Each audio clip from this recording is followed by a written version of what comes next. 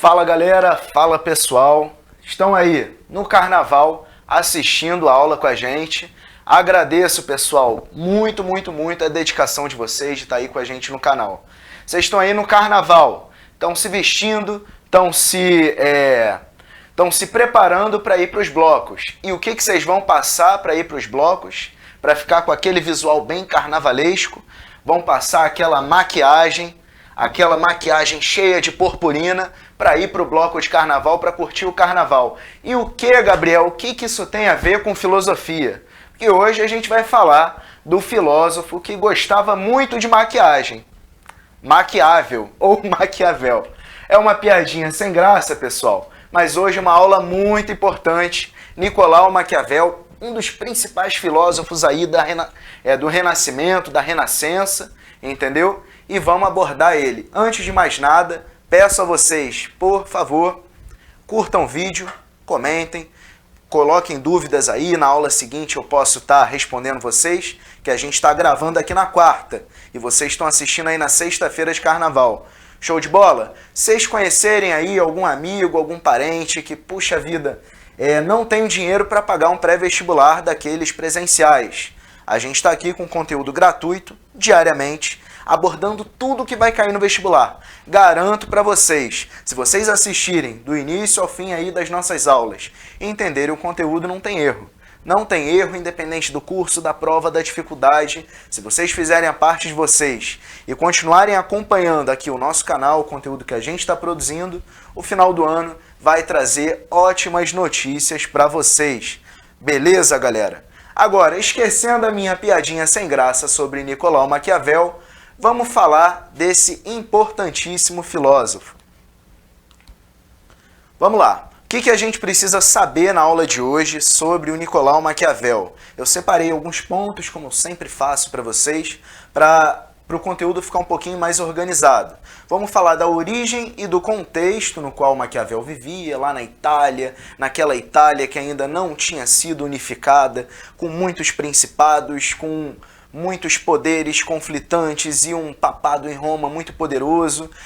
A gente vê ali um mundo medieval versus os valores da Renascença, como a gente falou na aula passada, um mundo de extrema transformação. Vamos falar sobre isso, sobre de onde Maquiavel veio, como ele pensou na sua filosofia, como ele pensou na sua teoria política, enfim. Além disso, vamos falar também do empirismo, que o Maquiavel foi um dos caras que iniciou com essa defesa filosófica. Empirismo, que a gente ainda vai abordar em várias aulas com outros filósofos, a gente também pode pontuar isso no Nicolau Maquiavel.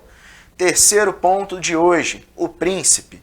O Príncipe, aquele livro tão famoso que vocês já viram aí em livrarias e afins, né? Um livro bem antigo, bem famoso, todo mundo conhece. Quem não conhece está conhecendo agora.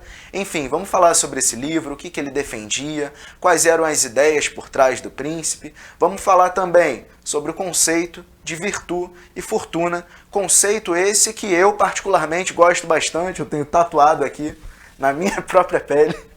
Conceito de virtude e fortuna é bem interessante. E por fim, o legado que o Nicolau Maquiavel deixa aí pra gente na filosofia. Show de bola, pessoal? Vamos lá. A origem do Maquiavel, o contexto do Maquiavel. Ele veio de uma infância pobre, diferente ali do que eu falei na filosofia grega, que o Platão poderia ser considerado um playboyzinho, o Aristóteles outro playboyzinho. Maquiavel ele vai seguir aquele exemplo do Sócrates, vai vir do baixo, vai vir de baixo com pais pobres e ele vai se transformar em um dos primeiros e um dos principais pensadores do Renascimento. E isso, pessoal, não é pouca coisa não. Mostra a grandeza intelectual do Niccolo di Bernardo dei Machiavelli, ou Nicolau Maquiavel, como a gente conhece. Nasceu em Florença, lar humilde, e desde cedo o cara foi considerado um prodígio, inteligentíssimo. Desde cedo, mesmo tendo pais ali humildes, ele já foi recrutado, né, pelos nobres de Florença para ficar mais próximo ali do centro de decisão, do centro de governo, porque desde cedo o cara era muito inteligente. O que ele foi além de filósofo? O cara foi historiador, foi diplomata, foi funcionário público, trabalhou ali para os Médicis, né, boa parte da sua vida. Enfim, ele deixou uma grande marca no mundo e a maior marca que ele deixa é criar esse manual baseado na razão sobre como um rei, como um príncipe deveria governar. Show de bola? Agora, o contexto que o Maquiavel vivia. Contexto de extrema transformação. O que esse cara viu durante a vida dele? Não foi pouca coisa, não. A gente, às vezes, observando uma figura como Sócrates. O Sócrates viveu a sua vida e ele viu algumas transformações. Mas nada se compara em relação aos filósofos ao que o Maquiavel viu durante a sua vida. O que ele viu? Toda a instabilidade na Itália, que não tinha sido unificada ainda. Eram vários reinos, eram vários principados, né? Milão tinha o seu governante, Florença tinha o seu governante. Todas essas cidades italianas, Veneza, todas elas eram muito poderosas e tinham muitos interesses que entravam em conflito o tempo inteiro. E no centro ali da Itália tinha o maior poder da época, Igreja Católica Apostólica Romana, cujo papado era extremamente poderoso e agia muitas vezes até como um principado temporal e não atemporal, como algo não tão religioso, como o Maquiavel vai ver durante seu tempo.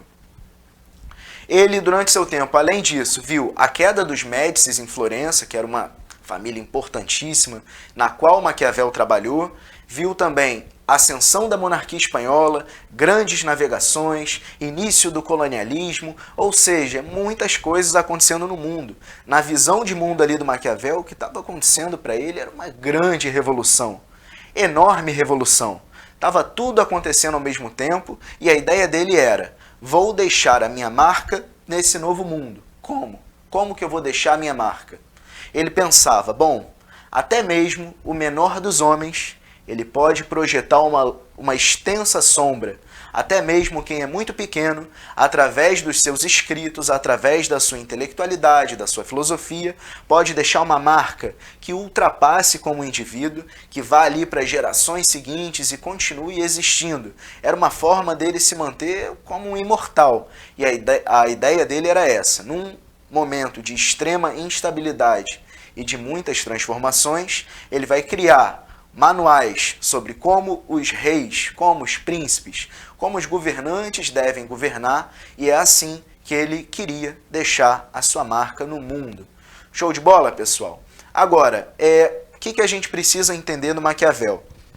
Algo muito importante. Muitas vezes as pessoas usam aquele termo, ele é maquiavélico.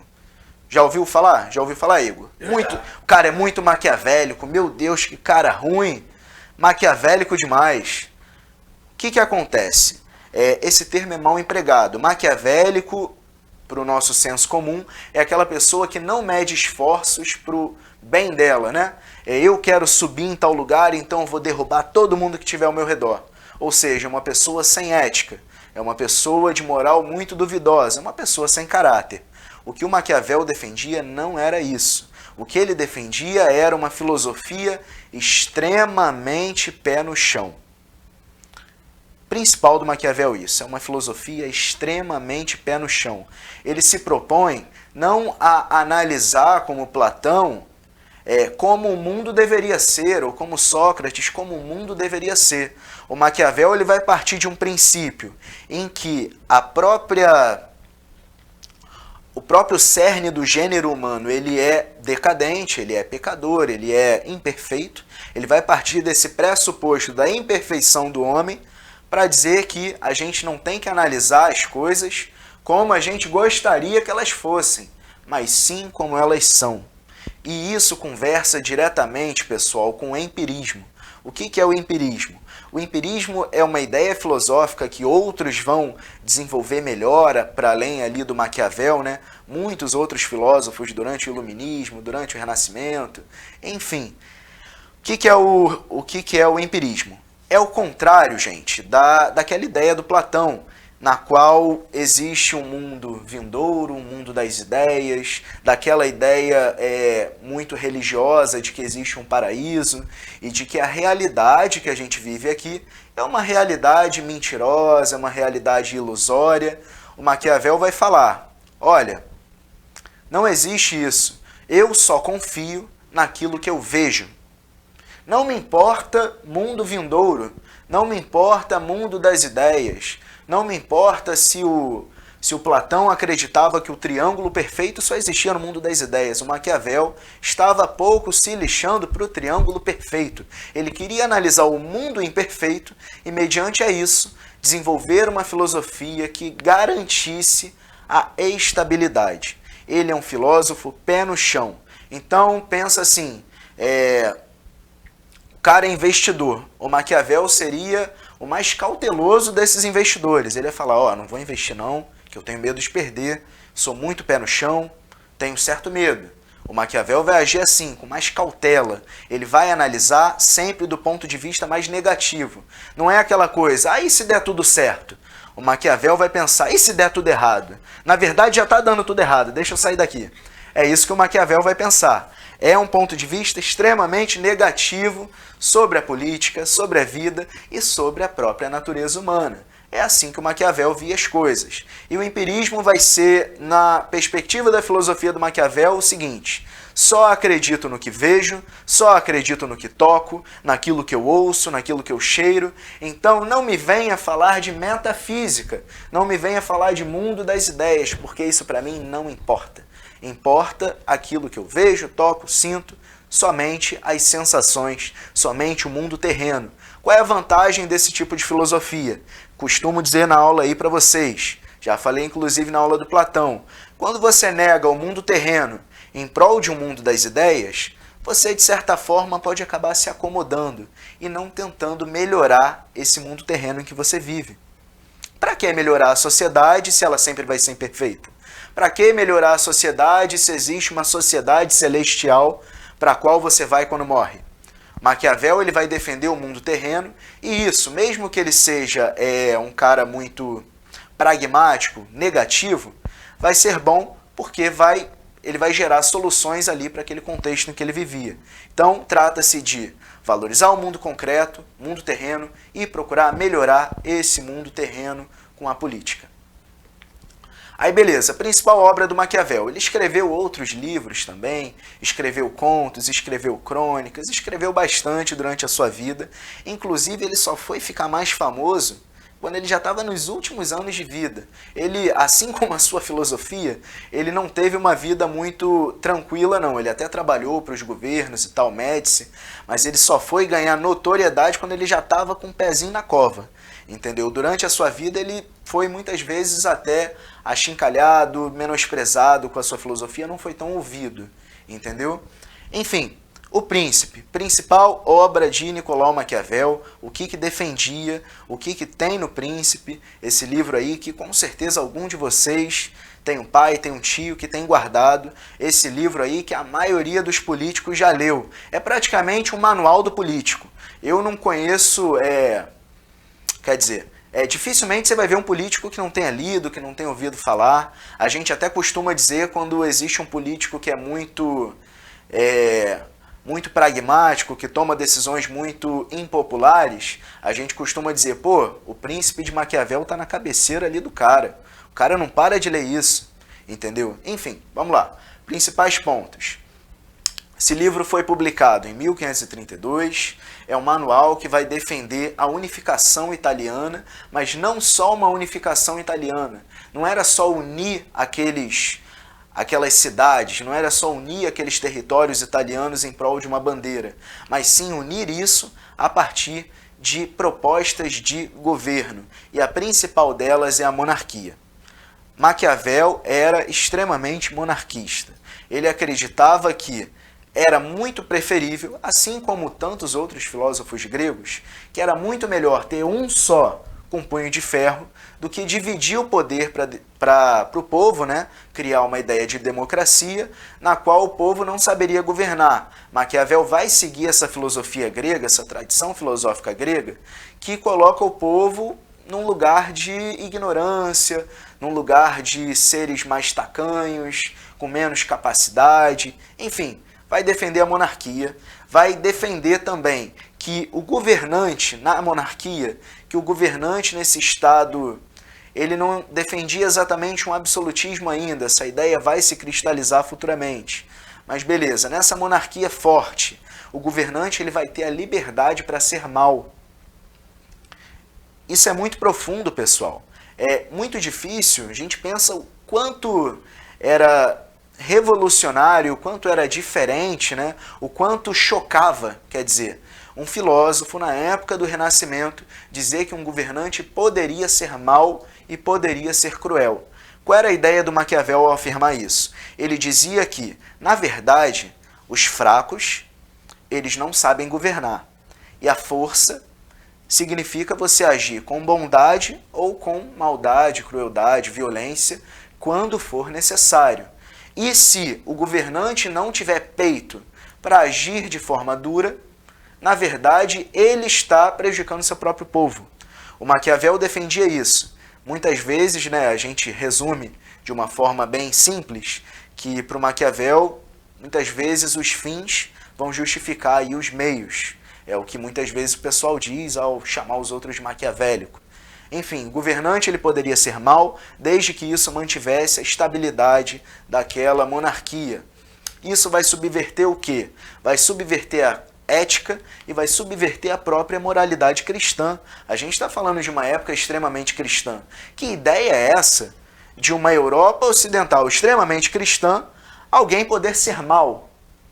Alguém seguir o exemplo contrário da sua religião. Por isso que as ideias do Maquiavel chocavam tanto.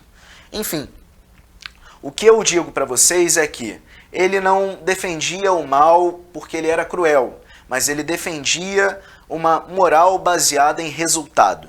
Maquiavel era um cara resultadista. Sabe aquele time de futebol que joga na retranca e ganha de 1-0 no final? Maquiavel ia adorar esse time. Quanta gente quer que o nosso time jogue para cima, faça 3-0, se exponha, seja aquele toma lá da cá, aquele jogo interessante. Maquiavel, se fosse técnico de futebol, era 11 do meio de campo para trás, defende, joga por uma bola e é isso aí, ganhou de 1-0. Simeone, era Simeone do Atlético de Madrid certinho. Simeone, Abel Ferreira, Abel Braga, Mano Menezes, Muricy Ramalho, joga a bola na área e se defende. Por quê? Não importa para o Maquiavel como você joga na política, não importa. Importa é o final ser 1-0. Importa no final você manter a estabilidade, importa no final você governar. A moral, então, para o Maquiavel, ela é diretamente ligada a resultado. Não importa como você fez desde que você chegue lá. Se você tem que chegar num destino X. Se você vai de Uber, vai correndo, vai andando, vai plantando bananeira, Maquiavel não se importa com isso. Ele quer apenas que o objetivo seja alcançado e, no caso da monarquia, é unificar e manter a estabilidade interna. Enfim, para isso, ele vai ter duas armas muito poderosas, que é o Estado ser armado e ter leis muito firmes. Então, um Estado mais à la Maquiavel, como seria? O cara matou, ele pega, 50 anos, pega prisão perpétua. Seria punições muito severas, né, para os crimes e também muitas armas, um Estado altamente armado. Aí, pessoal, separei três ditadores, né, três figuras históricas para a gente ver como elas seriam na concepção do Maquiavel. Getúlio Vargas, pessoal, seguiria direitinho ali a concepção do Maquiavel? Sim, seguiria. Por quê? O objetivo do Getúlio, no tempo que ele governou, tudo isso aí o professor de História vai falar para vocês, mas o objetivo do Getúlio era a manutenção do poder.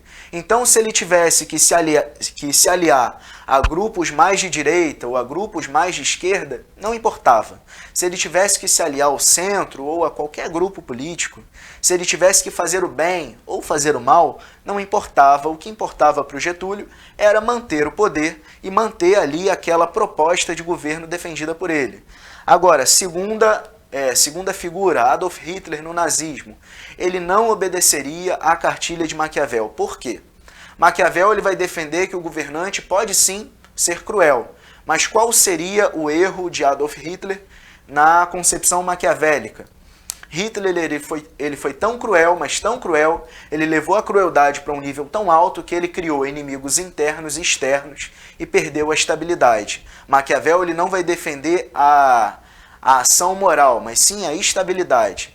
E aí, terceiro, líder da Coreia do Norte, é Kim Jong-un, se eu não me engano, a gente não sabe até quando ele vai manter a estabilidade.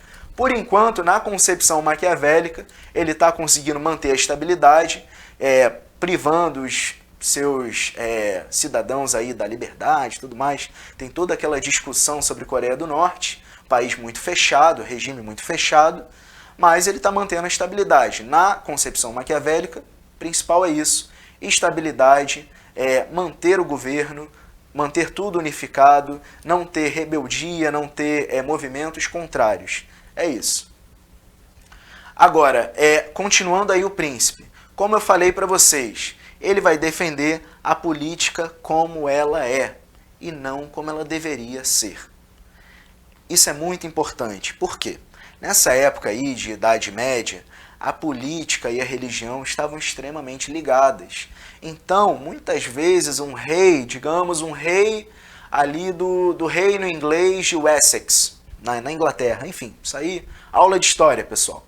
O reino ali inglês, show de bola. Muitas vezes o cara tomava decisões de Estado baseadas em concepções teológicas, baseadas em conselhos de sacerdotes católicos, baseadas em, não no exercício da razão propriamente dito, mas sim numa questão religiosa pessoal. Maquiavel, se visse isso, ele ia vomitar, ele ia detestar. Ele quer separar. Política é política, religião é religião e moral é moral. São três coisas diferentes. A política ela é independente da religião, independente da teologia e também independente da moral. A ideia é essa, separar a política como uma coisa só. Enfim, objetivo, como eu já falei, estabilidade, manutenção do poder são as prioridades e a qualidade de vida do povo é secundária. Então, nessa imagenzinha que eu botei aí, uma ilustração do que seria o Egito Antigo, a situação de exploração. Não importa para Maquiavel se o camponês está trabalhando mais ou trabalhando menos. Importa para ele que o governo seja forte. Agora, se o camponês ser explorado demais torna o governo fraco, pelo camponês se revoltar e tudo mais, aí Maquiavel vai aconselhar, príncipe, diminua o nível de exploração desse camponês.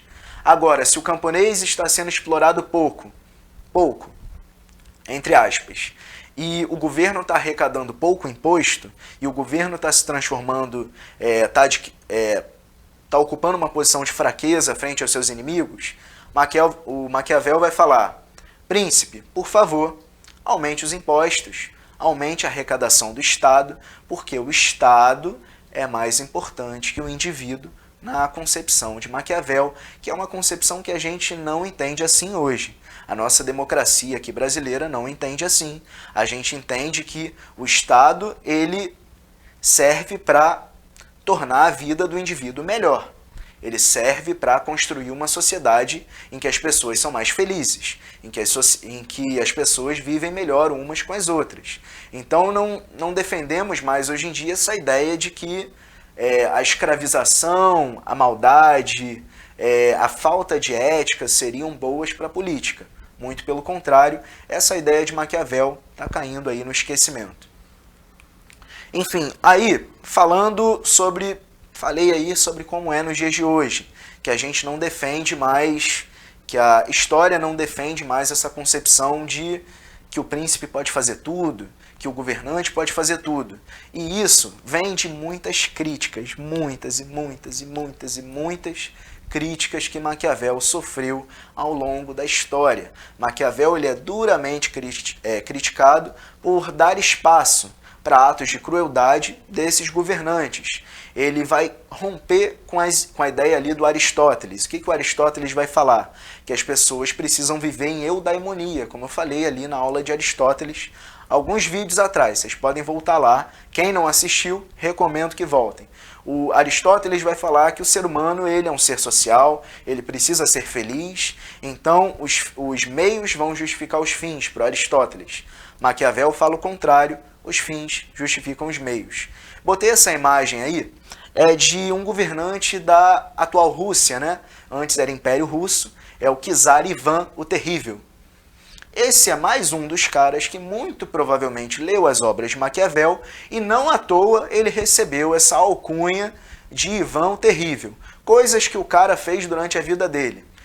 Teve uma história que o Ivan ele tinha um filho, e esse filho era casado, e a nora do Ivan estava grávida. E essa mulher foi acusada pelo czar da Rússia de estar se vestindo indecentemente. Ele espancou a mulher grávida e ela abortou o neto do czar. E aí o filho do czar chegou lá e falou: pai, o que você fez? E aí o Ivan, com toda a sua crueldade, com todo o seu salto alto por ser o príncipe, por ser o governante, o que ele fez? Ele bateu com seu cajado na cabeça do próprio filho e matou o filho dele.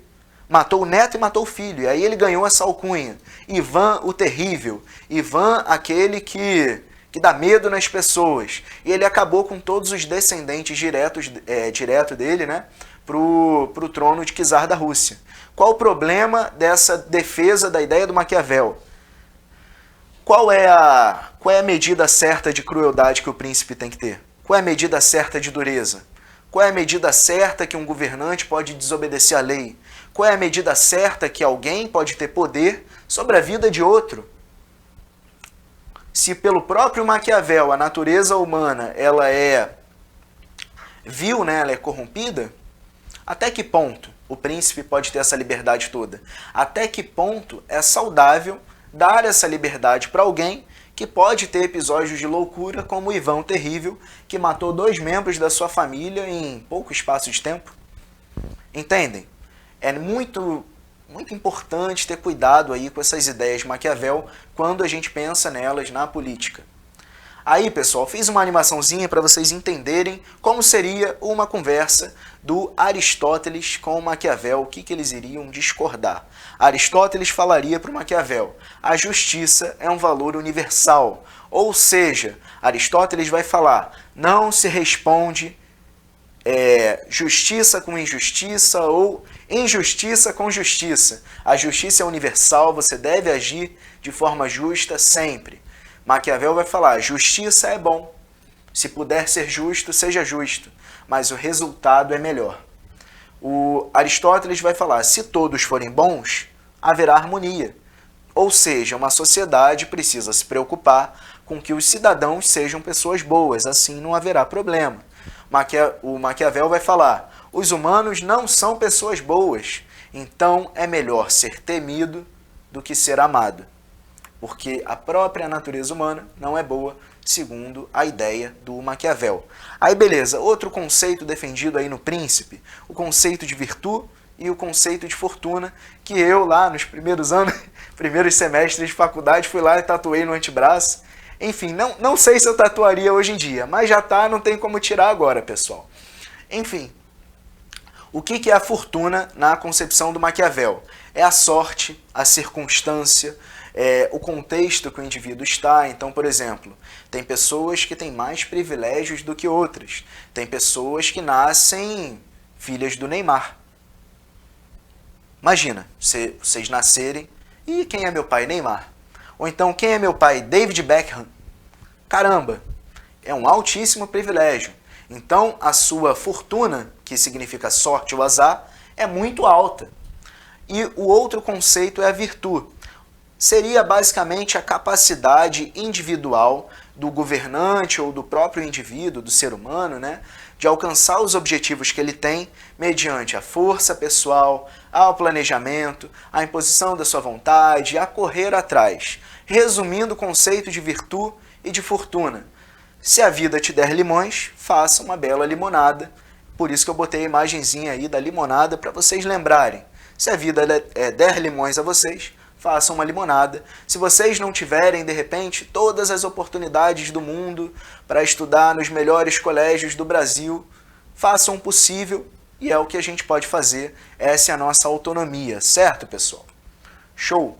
Enfim, falamos aí dos principais pontos da filosofia de Nicolau Maquiavel. Vamos falar agora do legado que esse filósofo deixou. Não tanto positivo, não tanto negativo. Eu não gosto muito de ficar fazendo muito juízo de valor.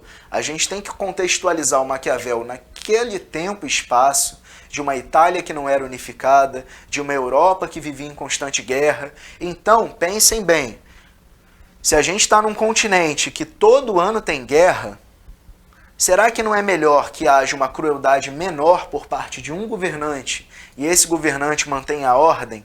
É tudo parte do contexto. Se botar Maquiavel nos dias de hoje, realmente fica estranho. Mas se colocar ele no contexto ali do Renascimento, no contexto ali de uma Idade Média ainda terminando, a coisa é diferente, entendem? Enfim, em 1520, o Maquiavel vai ter aí os seus trabalhos históricos reconhecidos. Ele vai receber o título de mais importante historiador da cidade de Florença, vai morrer em 1527, mesmo ano da queda da família Médici. E aí, a partir de 1527, já no finalzinho da sua vida, né, ele já começa a ter um maior reconhecimento da sua filosofia, o que dura até os dias de hoje. Enfim, ele vai se transformar aí num teórico muito importante, num arcabouço intelectual para as ações políticas séculos depois. Ou seja, Napoleão leu O Príncipe. Os grandes estadistas da história leram O Príncipe de Maquiavel. Ele vai construir esse legado de ação política com maior diálogo com a razão. Pega a política, separa da teologia, toma decisões políticas baseadas em resultados efetivos, desconectando isso da moral, desconectando isso da teologia. Basicamente é isso. Separei aí, pessoal, também algumas citações para vocês gravarem melhor esse conteúdo. Aí vamos lá. A primeira. Os homens ofendem mais aos que amam do que aos que temem. Todos os profetas armados venceram e os desarmados foram destruídos. Por exemplo, ali Maomé, que era um líder, o fundador aí da religião muçulmana, né? Ele era um líder religioso, mas que também era um líder militar. Ele vai defender essa ideia de armamento, né? De muita arma, muito poder, muita lei, muita dureza, porque isso garante a estabilidade. O homem que tenta ser bondoso todo o tempo está afadado à ruína, entre os inúmeros outros que não são bons. O Aristóteles já discordaria disso, como a gente viu no slide anterior. O homem esquece de forma mais fácil a morte do pai do que a perda do patrimônio. Ou seja, o ser humano ele é ligado à causa material acima da causa familiar, na ideia de Maquiavel. Na política, os aliados atuais são os inimigos de amanhã. Logo, não é necessário ter uma ética muito firme em relação à política, também de acordo com esse filósofo. Enfim, questões agora sobre a filosofia de Maquiavel. Vou ler para vocês. Nasce daqui uma questão. Se vale mais ser amado que temido ou temido que amado? Responde-se que ambas as coisas seriam de desejar. Mas porque é difícil juntá-las, é muito mais seguro ser temido que amado. Quando haja de faltar uma das duas, porque dos homens se pode dizer de uma maneira geral que são ingratos, volúveis, simuladores, covardes e ávidos de lucro, enquanto lhes fazes bem, são inteiramente teus. Oferecem-te o sangue, os bens, a vida e os filhos, quando, acima disso, o perigo está longe, mas quando ele chega, eles se revoltam. Comando da questão. A partir da análise histórica do comportamento humano em suas relações sociais e políticas, Maquiavel define o homem como um ser. Letra A. Munido de virtude, com disposição nata a praticar o bem a si e a outros. Não tem como. Letra B. Possuidor de fortuna, valendo-se de riquezas para alcançar o êxito na política. Está confundindo o conceito de fortuna para Maquiavel com a fortuna de ter dinheiro. Não é. Letra C. Guiado por interesses, de modo que suas ações são imprevisíveis e inconstantes. Tá bacana. Letra D. Naturalmente racional, vivendo em um estado pré-social e portando seus direitos naturais. Nada a ver. Tem nada a ver nem com texto, nem com comando.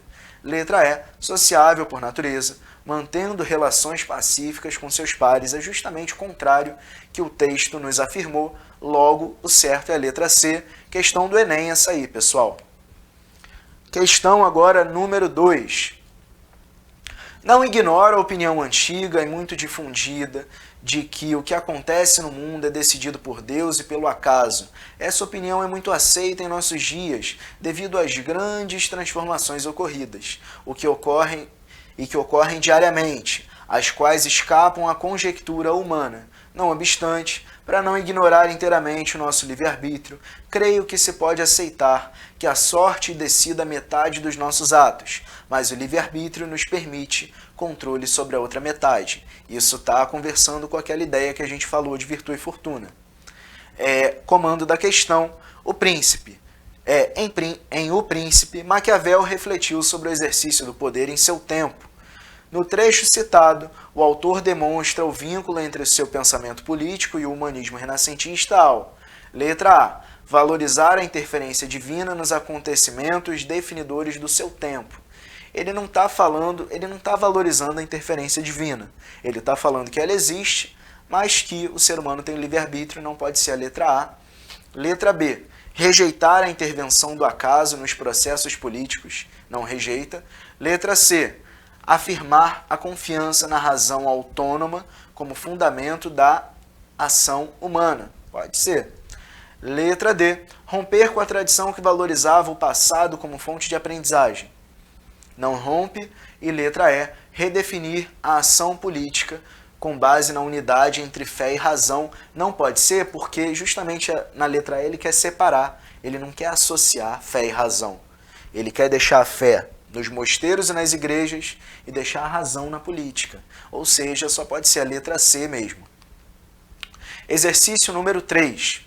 Não ignora o que muitos tiveram e tenha a convicção de que as coisas do mundo sejam governadas pela fortuna e por Deus, sem que os homens possam corrigi-las com sua sensatez. Perdão aí, pessoal. Ou melhor, não disponham de nenhum remédio, e por isso poderiam julgar que não vale a pena suar tanto sobre as coisas, deixando-se conduzir pela sorte. Entretanto, para que o nosso livre-arbítrio não se anule, penso que se pode afirmar que a fortuna decide metade das nossas ações, mas deixa o governo com a outra metade. É bem parecida com a questão anterior, só que o comando da questão é diferente, certo, pessoal?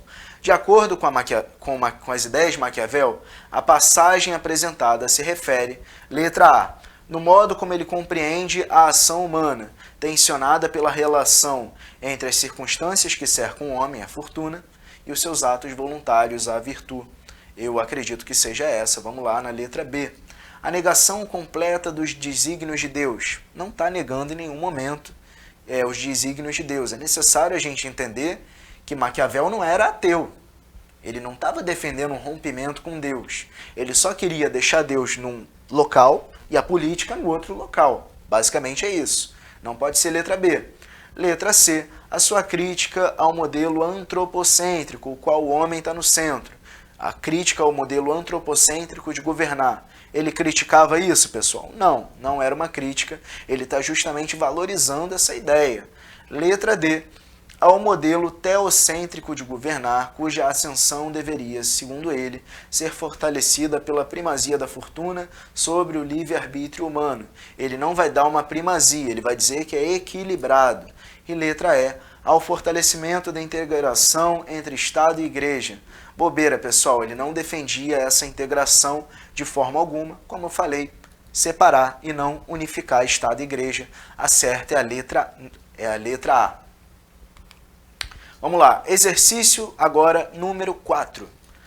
O príncipe, portanto, não deve se incomodar com a reputação de cruel, se o seu propósito é manter o povo unido e leal. De fato, com uns poucos exemplos duros, poderá ser mais clemente do que outros que, por muita piedade, permitem os distúrbios que levam ao assassinato e ao roubo. É importante pontuar isso com vocês.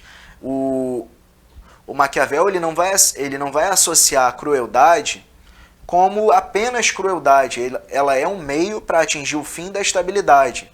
O objetivo final é a estabilidade. Então, ele vai dizer que um governante que é duro, que bota o povo no lugar dele, né, naquela ideia de Maquiavel, ele é um cara mais honesto e melhor do que aquele governante que é muito piedoso, mas ele não inspira respeito. E esse governante piedoso, na verdade, ele não é piedoso, ele é fraco. É o que o Maquiavel vai dizer. Comando da questão número 4. No século XVI, Maquiavel escreveu O Príncipe, reflexão sobre a monarquia e a função do governante. A manutenção da ordem social, segundo esse autor, baseava-se na inércia do julgamento de crimes polêmicos. Na verdade, é o contrário. Você tem que julgar duramente nessa ideia aí do filósofo, né? Letra B. Bondade em relação ao comportamento dos mercenários. A ordem social não se mantém assim. Letra C. Compaixão quanto à condenação de transgressões religiosas. Também não. Letra D. Neutralidade diante da condenação dos servos. Não pode ser neutra. Justamente também o contrário, ser ativo. E letra E. Conveniência entre o poder tirânico e a moral do príncipe. Só pode ser, pessoal, letra E. Poder tirânico, moral do príncipe. Tudo isso tem que convergir para que haja estabilidade, para que o povo fique obediente, leal e unido. Certo, gente? Vamos lá. Exercício 5 agora, a última questão para a gente fazer. Vamos lá. Para Maquiavel, quando um homem decide dizer a verdade pondo em risco a própria integridade física, tal resolução diz respeito apenas à sua pessoa. Mas se esse mesmo homem é um chefe de Estado, os critérios pessoais não são mais adequados para decidir sobre as ações cujas consequências se tornam tão amplas. Ou seja, se o cara é chefe de Estado, o que ele faz com ele não diz mais respeito só a ele. Já que o prejuízo não será apenas individual, mas coletivo. Nesse caso, conforme as circunstâncias e os fins a serem atingidos, pode-se decidir que o melhor para o bem comum seja mentir. Ou seja, se o cara ele é um indivíduo, não é um governante, ele quer fazer o bem, mesmo que isso prejudique, show de bola, mas se ele é um governante, ele tem que buscar em primeiro lugar manter o povo unido e leal. Ou seja, então, se ele tiver que mentir, ele deve mentir, e isso aí é uma moral baseada em resultado, como eu falei para vocês. Comando da questão agora. O texto aponta uma inovação na teoria política, na época moderna, expressa na distinção entre letra A, idealidade e efetividade na moral. Tá bem bacana essa aí. Letra B, nulidade e preservabilidade da liberdade. Letra B não tá respondendo o nosso comando. Letra C, ilegabilidade e legitimidade do governante. Não está falando, também não está respondendo o nosso comando, não está fazendo esse tipo de distinção. Letra B, verificabilidade e possibilidade da verdade. Maquiavel não se importa com a verdade. Assim como os sofistas que a gente viu ali na nossa segunda aula, aí no programa de filosofia, verdade para o Maquiavel não importa, importa resultado, importa chegar em determinado objetivo. Essa é a única verdade que ele conheceu. Letra E, objetividade e subjetividade do conhecimento, também não responde o nosso texto, o nosso comando. Só pode, pessoal, ser a letra A idealidade e a efetividade da moral, que traduzindo é aquilo que a moral deveria ser e aquilo que ela é. Ele vai separar uma coisa da outra e ele vai pensar, bom, se a moral é isso, a gente tem que agir baseado nisso e não no que a gente gostaria que fosse. Show de bola, gente? É isso. Aí, pessoal, agradeço vocês por mais uma aula, por estarem aí com a gente nessa aula de Maquiavel. Qualquer dúvida, a aula que vem, estou respondendo vocês. Vamos caminhando junto, do início ao fim aí do período de preparação para os vestibulares. Show de bola? No que eu puder ajudar, estou aqui. Agradeço mais uma vez pela oportunidade, pela audiência de vocês. Se puder, curte o vídeo, comenta, indica aquele amigo que está querendo estudar, dá essa oportunidade para ele, para conhecer um conteúdo novo, um conteúdo gratuito, de qualidade. E é isso aí, vamos construindo esse conhecimento juntos. Valeu, pessoal, muito obrigado.